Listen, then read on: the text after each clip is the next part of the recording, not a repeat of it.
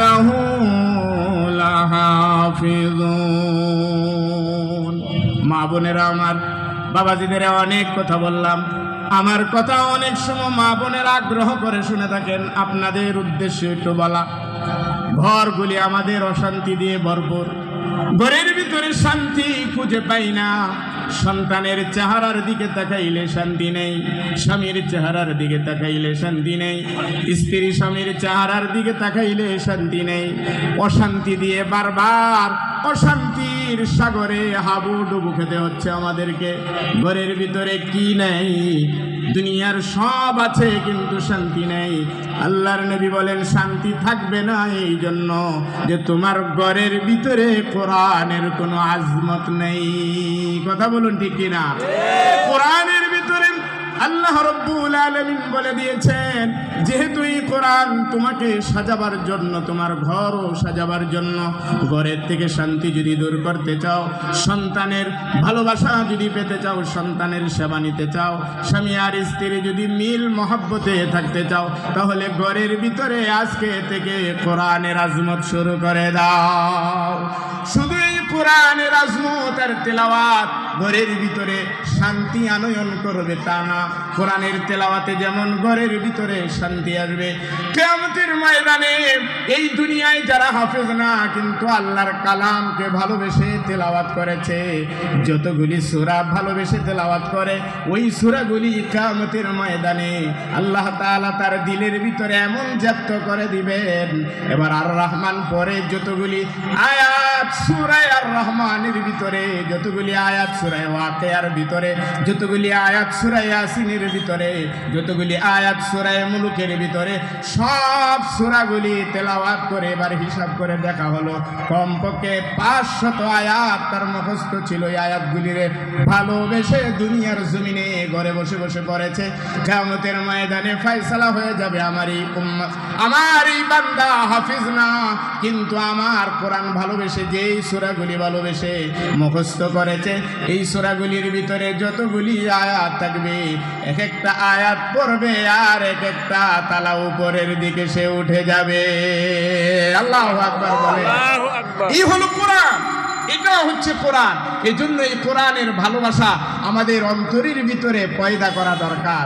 নিজে পড়তে পারি না এখনো, অনেকে যারা পড়ে সেই পড়াও হয় না। হাদিসের ভিতরে তো আসছে রুব্বা কারি ইয়াকরাউল কোরআন ওয়া হুয়া ইয়ালআনু।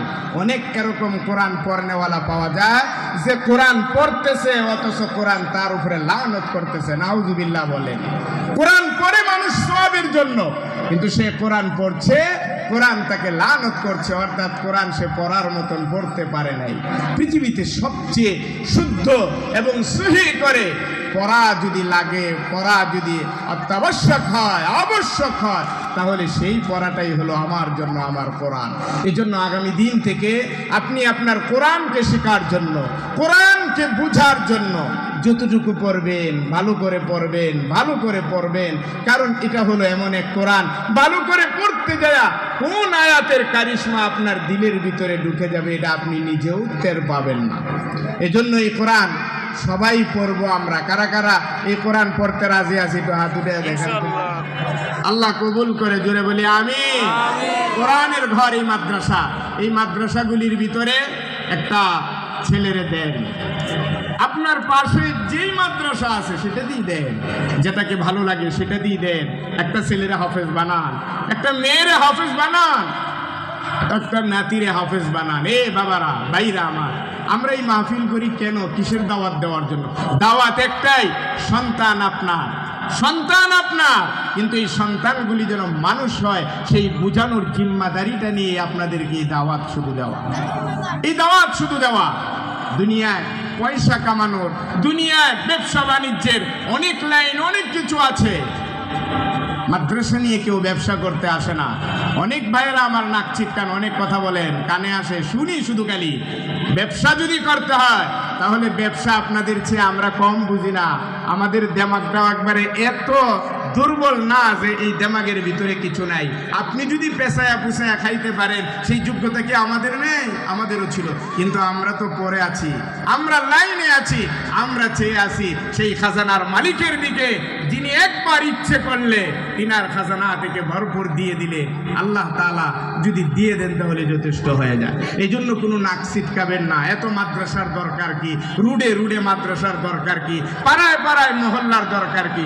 আমি মনে করি, আমি বারবার বলি, ঘরে ঘরে দরকার।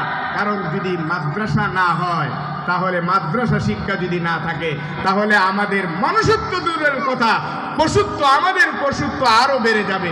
কোরআনের ভয়ে আজমতে অনেকে খারাপি করতে চায়, কিন্তু সামনে কোরআন এটা দেখেও অনেক সময় সেই খারাপির থেকে ফিরে যায়। কথা বলুন ঠিক কিনা?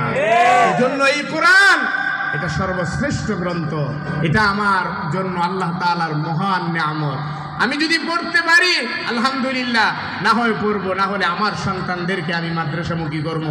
এই তাহফিজুল কোরআন ইন্টারন্যাশনাল মাদ্রাসা আমাদের বাংলাদেশে সবচেয়ে বড় সুনামের সাথে যেই মাদ্রাসা চলছে, যেই মাদ্রাসার ছেলেরা সারা দুনিয়ার হাফেজদেরকে পিছিয়ে ফেলে বাংলাদেশের জন্য প্রথম দ্বিতীয় এই পুরস্কারগুলি এই মাদ্রাসার পক্ষ থেকে নিয়ে আসছে, তারই একটা অংশ আমাদের বাড্ডা ডিআইটি প্রজেক্টে চলতেছে। আলহামদুলিল্লাহ, আপনি আপনার সন্তানের জন্য যদি ভালো প্রতিষ্ঠান খুঁজেন, তাহলে সেই প্রতিষ্ঠানকে আপনি খুঁজে বের করতে পারেন, সেটাকে আপনি নিতে পারেন। কি নাই, আপনি যান, ওখানে গেলে আপনি সবই পাইবেন, সবই পাইবেন। এই জন্য এখনকার মাদ্রাসাগুলি আর পিছিয়ে নাই বাবারা। এখনকার মাদ্রাসাগুলি আগের মতন না যে শুধু খালি আরবি পড়ানো হয়। এখনকার মাদ্রাসার ছেলেরা সবই পারে, সবই পারে। এখন বললে তো আবার অনেকের গা জ্বলবে। বিগত কয়েক বছর যাবৎ ঢাকা ইউনিভার্সিটি, রাজশাহী ইউনিভার্সিটি, চট্টগ্রাম বলেন, আমার দেশের সবচেয়ে সেরা ভার্সিটিগুলিতে ফার্স্ট ক্লাস, প্রথম দ্বিতীয় তৃতীয় হয়ে যারা ঢুকছে, এই চোখটা ভালো করে খুলেন। আমার দেশের প্রত্যেকটা সরকারি ভার্সিটিগুলি সহ প্রাইভেট ভার্সিটিগুলিতে যে সমস্ত ফার্স্ট সিরিজে যারা থাকে, এরা ঘুরে ফিরে দেখবেন এরা কওমি মাদ্রাসার সন্তান, এরা কওমি মাদ্রাসায় লেখাপড়া করে আজকে সে হবে। আজকে মদিনায় দেখেন, মদিনা বিশ্ববিদ্যালয়, আল আজহার বিশ্ববিদ্যালয় আমার দেশের ভার্সিটিগুলির চেয়ে বেশি যারা চান্স পাচ্ছে তারা হচ্ছে কওমি পড়ুয়া। আলহামদুলিল্লাহ একবার বলবেন না? এটা আমাদের গর্ব, এটা আমাদের গর্ব। এই জন্য আপনার সন্তান যেন সুন্দর হয়, সুশিক্ষিত হয়, শুধু খালি শিক্ষিত না, সুশিক্ষিত হয়, আদর্শ শিক্ষিত হয়, যে তার শিক্ষা দিয়ে শুধু নিজেকে নয়, একটা সমাজকে, একটা দেশকে কিছু উপহার দিতে পারে, এরকম একটা রাহবার বানিয়ে তোলার জন্য মাদ্রাসাগুলি যার পরনই চেষ্টা করে যাচ্ছে। মাদ্রাসাগুলির পাশে থাকেন, মহাব্বত করেন, কোরআনের আজমত মেনে নেন, কোরআনকে ভালোবাসেন, কোরআনের সাথে থাকেন, কোরআনের দেশ, কোরআনের রাজ কায়েমের জন্য আমার বাংলাদেশকে যেন আল্লাহ তাআলা কবুল করেন, সেই জন্য বারবার আল্লাহ পাকের কাছে দোয়া করবেন। সেই কামনা এবং সেই প্রত্যাশা রেখে আমি আমার আলোচনা সামনে আর দীর্ঘায়িত না করে এখানেই ইতি টানছি। আল্লাহ তাআলা যেন আমাদেরকে বাকিটা জীবন কোরআনের সৈনিক বানায়া কোরআনের সাথে রাখেন, কোরআনের মহব্বতে রাখেন, কোরআনের প্রেম আর ভালোবাসা নিয়ে যেন বিদায় হতে পারি, সেই তৌফিক আল্লাহ পাকের কাছে কামনা করে আমি এখানেই আমার আলোচনা শেষ করছি। ওয়া মা আলাইনা ইল্লাল বালাগ। আসসালামু আলাইকুম ওয়া রাহমাতুল্লাহি ওয়া বারাকাতুহু।